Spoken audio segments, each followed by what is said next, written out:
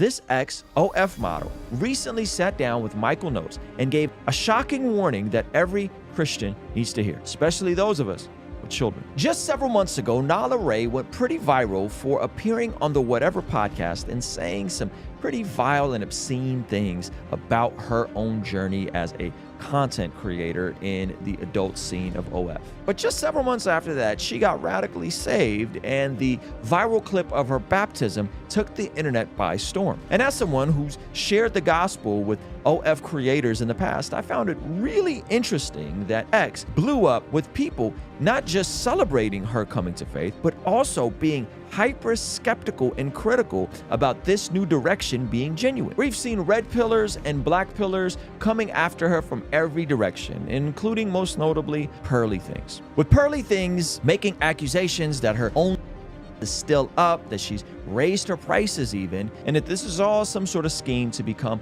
a famous internet preacher and really just replace the $9 million she made on OF with $9 million she can make as a Christian personality of sorts. Hate to break it to Pearly Things, but the Christian influencer space is not caking like that. But what's crazier than all of that is what Nala Ray herself said her own Christian parents could have done that may have prevented her from becoming an OF porn star. But before we get into that, guys, my name is Ruslan. This channel exists to encourage, empower, and inspire you to live a life that blesses God. If you're new here or if you're not new here, be sure to hit that subscribe button, as a huge percentage of the people that watch this channel are unfortunately not subscribed. All right, let's jump into the video. Shout out to Michael Knowles.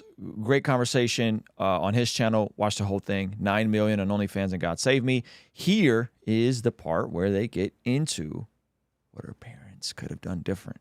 So what happened was, like, my parents kind of disowned me, and like I stopped talking to all my siblings, and it broke me. Not to bring up a bad memory, but you sort of seem to gloss over that a bit. You say, and so my parents disowned me, and this, but that sounds like catastrophic. I mean, it was. We had this like final talk before the day before I left for California, and we were just out on my porch in my apartment, and my mom didn't say a word to me the whole time when I was like, they knew I was moving the next day, but didn't say anything to me. Wouldn't even look at me. And my dad was just kind of like trying to come to terms with it verbally, but I wasn't saying anything because I was like, I don't know what you're trying to work out here, but I don't like know what you want me to say. Like, I know you disapprove. I just want to know if you still love me. Yeah. But I didn't ask that directly. But the one. Man, what a nightmare of a scenario for her parents to be in. Mm-hmm. You want to feel loved. Yeah. But at the same time, you know they love Jesus and they don't approve of this. Mm-hmm. This is difficult for her parents to navigate. Thing that my mom said before they walked out the door was just like, I hope you're happy in your endeavors, and then just left, and it broke my heart, truly. That's crazy. That's the I give you my regards type hope you're happy in your endeavors, and then peace out. Gosh. So, but she must have been in some immense pain. Absolutely. Probably felt a bit of guilt. Oh, sorry. It's all right.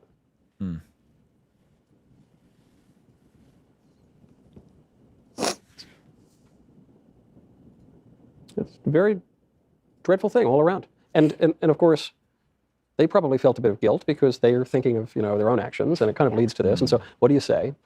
Can I get your tissue? Yeah, thank you. Look, yeah, first of all, this man, run that back. Michael Knowles is a mob boss. Okay, So, watch this. Can I get your tissue? Yeah, thank you. It has nothing to do with the video, but we just all got to stop and acknowledge that Michael Knowles is a mob. This man he didn't ask for tissue. He didn't even look over to the crew. He's talking like this.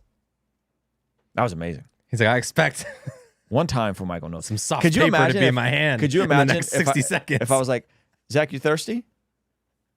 That's crazy. I was thinking about that. I was like, you would never, because you would go, hey, you would expect that someone wouldn't do it. Yeah. Like, you would expect that one of us aren't listening. And I would ask very politely. Yeah, and you'd be like, hey, can we get him a thing? And it would be like a whole moment. It would stop, yeah. I want some soft paper in this woman's hand in 60 seconds. That was incredible. All right, go ahead. I think the biggest thing is that I've never really dove into that feeling. Yeah. Never talked about this because, again, it was just something I was like, I can't even deal with this. I can't think about it. Yep. It is hurtful to think that your parents actually do have like a line drawn in the sand to what they will accept and not accept, and will they actually like love you past a certain point. And I guess that answer was kind of no. Do you think it was no, though, or do you think they were just kind of You so, know, I kind of think that because I went 3 years without speaking to my mom.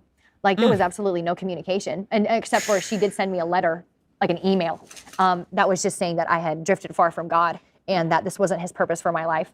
And I was like, okay, thanks, appreciate that. Like that's great. I was very hurt by that because it just didn't feel real. I didn't feel like she was being real with me. I felt like she was judging me, and I don't deal well with judgment. I'm a very rebellious person when it comes up to judgment.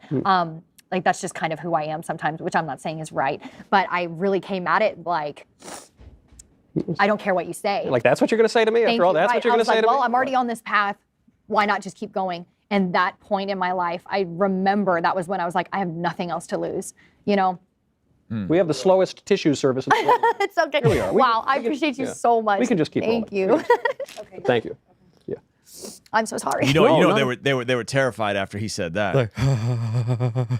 Like, his upper lip is sweating while he's behind the camera. Michael Cornioli said, "Y'all got the slowest tissue service." Oh. So this is interesting. This makes me think of the concept of like grace and truth. How much grace is too much grace? How much truth is too much truth? Right? This is there's some tension here for her parents, and I appreciate her even saying I'm rebellious, and that's not a good thing. Yeah. So she's not saying that she's not wrong in the situation. She's owning that she's wrong in the situation. But I'm curious in the practical application for those of us that are Christians and parents or will be Christian parents, and what can be done in a situation like this. So you have this heartbreaking moment with your parents, and then you move the next day. For good. Did it hit you, the significance of that? Absolutely. I was very hurt, but didn't know how to like express anything. I had no emotions to express with that. I remember standing in my shower, just like letting the hot water go over me and just staring at the floor. I wasn't crying, I felt nothing. And I was just like, okay, like, let's move on now. Like, let's go. Because if I let this, I always felt that like emotions could weaken you. Like in that, I really did. I don't know why. I can't explain why I felt that. But I needed to be strong for myself. And I knew that I needed to continue going on. Do you think there's anything your parents could have said that would have gotten you not to do it? Absolutely. I said that in my last interview as well. Like if you could go back and if someone could have said something to you, would you have changed your mind? And the answer is 1,000,000%. Because Wow.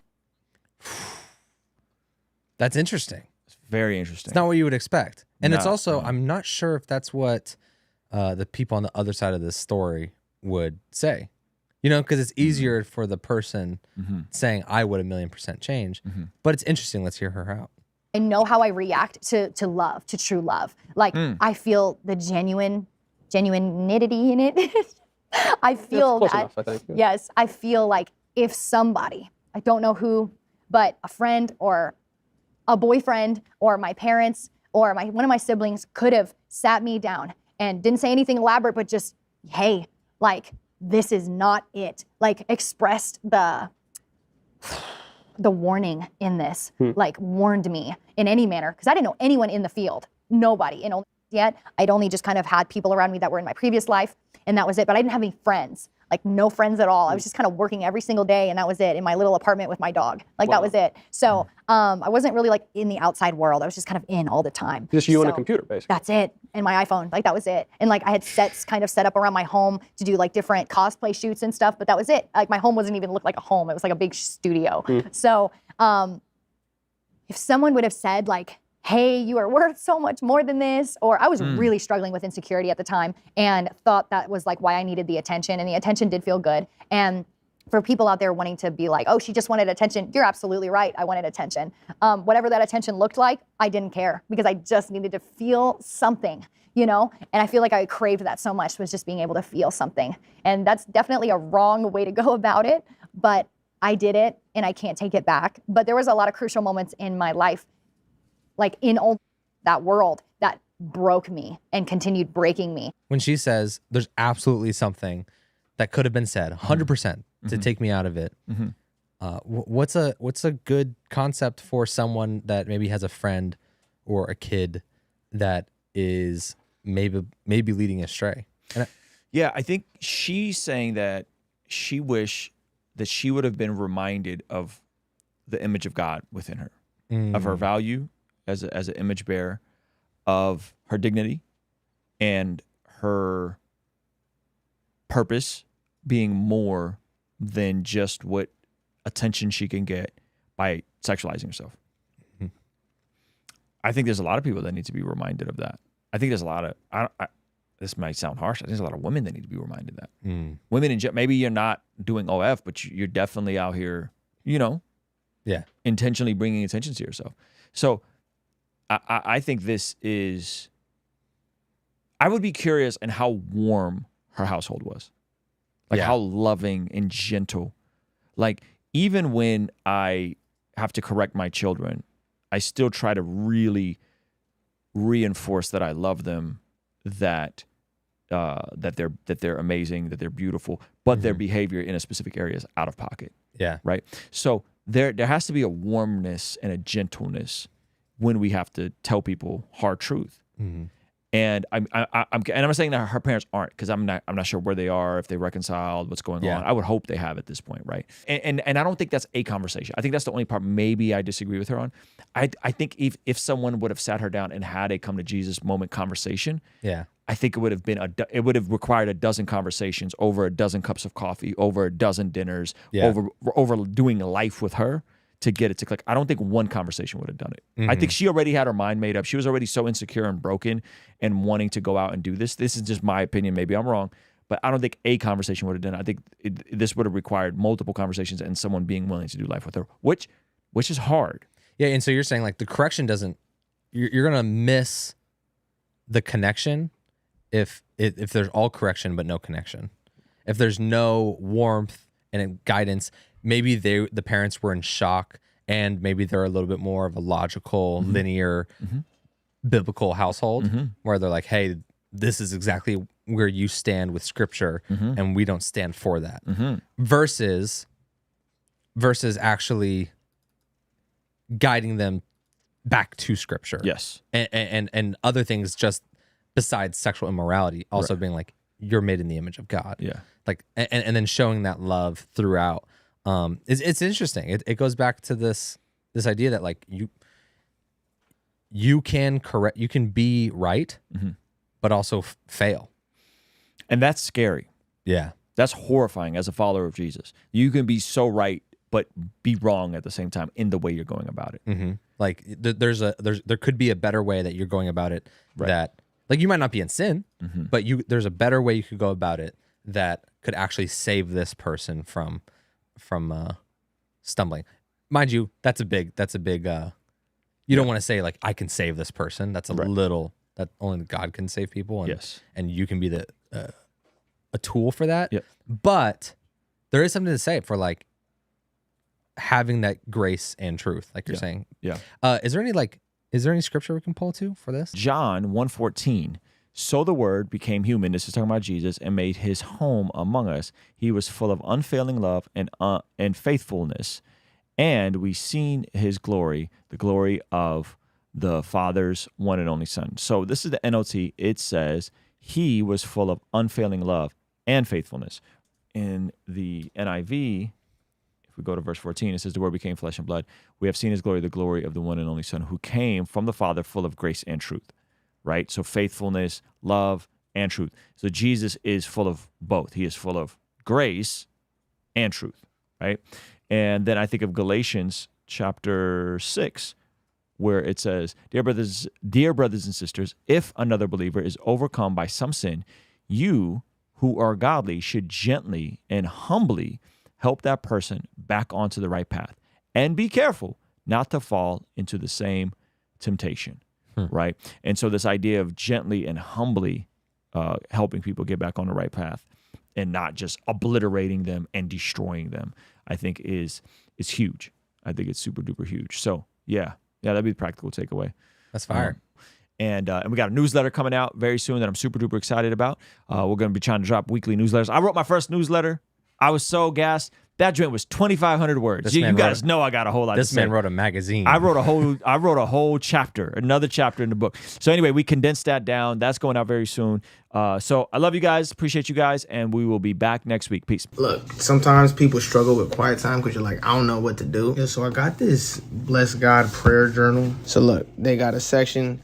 I got praise reports, things I'm grateful for. prayers for other people, personal prayers, memory verse, I will get this done today. Then my time in the Word showed me, and notes just for free thinking. This thing's mad helpful. Just writing down things that you're grateful for, just doing that consistently, that's another really good way to fight depression and anxiety, because it's I don't know if it's impossible, but it's really difficult to experience the feelings of depression and everything and truly be, genuinely grateful for something and dwelling on something that you're grateful for. This actually is really helpful for that.